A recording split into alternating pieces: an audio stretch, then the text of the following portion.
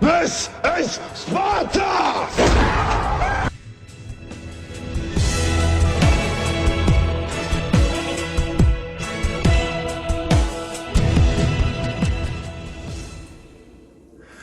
Hello everyone, it's Levi here from Spartan Warrior Fitness with another episode. Today we're going to talk about different types of muscle fibers. But before we do that, I just want to thank everybody for tuning in to the last episodes on IGTV and the YouTube and Facebook. I appreciate all the support. And I hope that I can help you along the way on your fitness journeys and informing you about various forms of exercise, nutrition, all those things that can be very helpful to you. So today's topic is the different types of muscle tissues. Okay, so we have fast twitch, we have intermediate, and we have slow twitch. Okay, so fast twitch are the ones that are trained under power, low reps, explosive. Athletes are sprinters, they're power lifters, football players. These are the people that highly develop them. And they also convert their intermediate over to more fast twitch.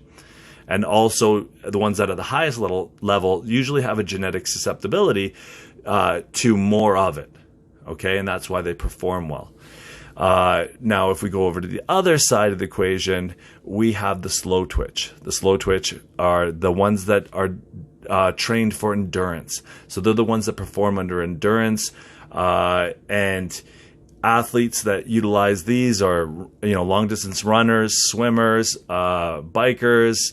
Even in soccer, we need a component of it. And rugby, if you're a forward, you need a level of it. It's just having your muscle strength over a long period of time. So muscle endurance is a huge component of the slow twitch. Now you have intermediate muscle fibers, which kind of sit in between, and they're trained at that 8 to 12 rep range. Okay, so slow twitch are 15 and above, but the intermediates train in between there. But athletes usually will convert them into whatever is useful for their sport. Okay, so if you're an endurance athlete, you're going to take those intermediates, and by training them and developing them, they're actually going to convert over so you have more of the slow twitch. And ones that are genetically susceptible, that perform at the highest level, they tend to already have more of them. Okay? So that's important to consider, is the genetic component to this, but also we need to consider that just with the average human being, each muscle is made up of a percentage of this. Right? So, and each muscle is different depending on the task that it's designed to do. So our lats, for example, they have a higher amount of slow twitch. They're 65% on the average human is made up of slow twitch, okay, based upon what it's designed to do in everyday life. So that's important when you consider training, because 65% of it's made up of slow twitch. So we need to do higher rep ranges on fully developing the back. Not to say we don't do some power and develop those fast twitch, but back tends to develop better with the higher controlled reps, good form, to maximize the higher ratio of slow twitch. Okay, so push muscles are the opposite. They have a higher amount of fast twitch based upon the push. The movement of push is more of an explosive movement.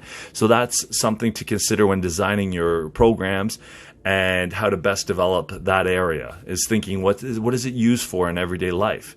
Okay, if it's a push muscle or a pull, that means, and then you can do the research yourself. You can actually go and Google this and see what the ratios are on an average person. Now that also differs based on your genetics, but you'll get an idea, or based upon even what the activities you've been doing in your life so far. So if you've been playing a lot of hockey all your life, well, you've already trained your body in a certain way. So there's already those intermediates have probably been converted over somewhat. So you have to factor those things in, right?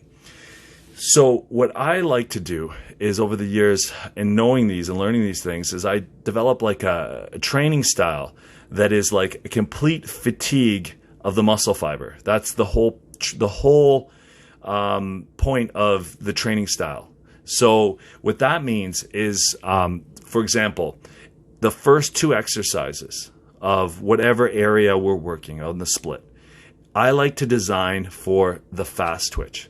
Okay, so those first two exercises are power movements, and I don't want to do isolations as my power movements. For example, I want my bench press as my power movement. Okay, so I'm going to fatigue my fast twitch right off the bat, and my first two exercise compound movements for that area are going to fatigue my fast twitch. I'm going to use the lower rep ranges. I'm going to prep myself, take myself into it with low risk, doing my warm-up sets, and then I'm going to fatigue my fast twitch muscle fibers in my chest, for example, if I'm doing chest, with, say, bench press, maybe an incline press, but that's what I'm going to do, okay? So then I'm going to go into my intermediates. So my next 2 sets to 3 sets, depending on the volume I'm going to do, are going to go after my intermediates. So again, that rep range is at 8 to 12. So I'm going to either use like a nice pyramid in there, or I'm just going to use a 10 to 12 rep range, depending on muscle fatigue and failure. But I'm going to go into training my intermediates, okay, for those next 2 to 3 working sets. And then that leads me to my last segment of my workout, which I like to put together a circuit of, say, 3 or 4 exercises on that area, and I'm going to train that at 15 to 20 repetitions with very little rest, add techniques like drop sets and things like that in, where I go after muscle endurance, I work them, train them hard, force as much blood in, and I train the slow twitch muscle fiber. So during the course of my workout, I targeted at the beginning my fast twitch when everything was fresh.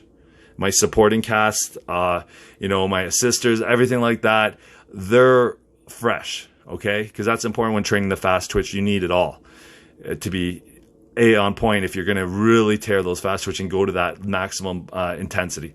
So the intermediate are going to get trained next, and I'll get into more like some dumbbells. I can do a machine press, but I'm looking 8 to 12 repetitions on that. And then I'm going to get into my slow twitch component, where I like to use my isolations at that point in time. All right, I put 3 or 4 exercises together, and I circuit those exercises with very minimal rest and training between 15, 20 reps, or adding techniques like drop sets, or setting up a giant set. So those are the things I like to do. You completely tear the muscle from the fast twitch, the intermediate, and the slow twitch. The muscle is completely fatigued and torn, and that is what I found to be the most effective way of fully fatiguing and tearing the muscles and getting the most out of them. Okay, that's just what I've learned through my time. It's a technique I developed. Feel free to try it, and if you have any questions about it, completely reach out to me. Okay, but that is what I found works really well. And thank you for listening and sharing these tips about the different muscle fibers and the training style that I've kind of developed over the last little while. And feel free to try it out. All right, this is Levi checking out.